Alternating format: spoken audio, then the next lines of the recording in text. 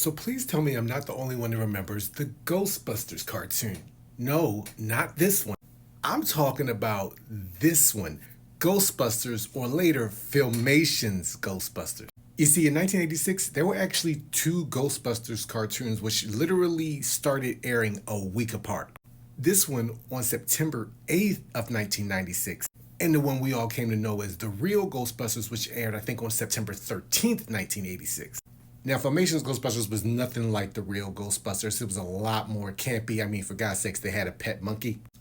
I'm sorry, ape. I did just see Kingdom of the Planet of the Apes.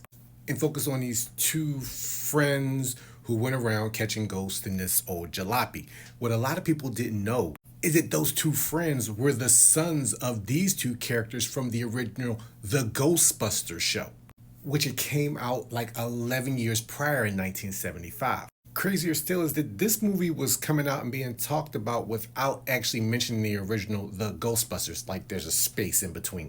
And when Filmation found out, they actually got $500,000 in order for them to be able to use the rights to the name and to get 1% of the profits, though they finagled to say there were no profits from the Ghostbusters. So when Filmation found out that they were going to make a cartoon based off of the movie, they came up with the idea, A, let's work together, but Filmation's parent company, Westinghouse, said, no, we don't need them, whereas Filmation was like, I think we kind of do. And Filmation was pretty much right. Because this only lasted about 5 months, and I could barely tell you anything about the show. I just remember it did exist, whereas this one went on to last 4 or 5 years. And when you say the original Ghostbusters, this is really what most people think.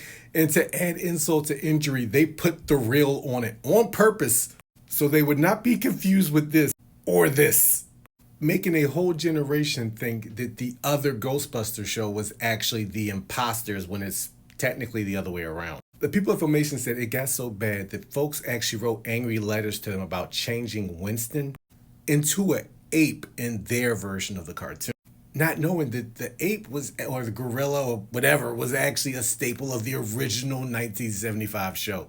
But did anyone else remember watching this on weekdays? And now you know why they're called the Real Ghostbusters. Petty, petty.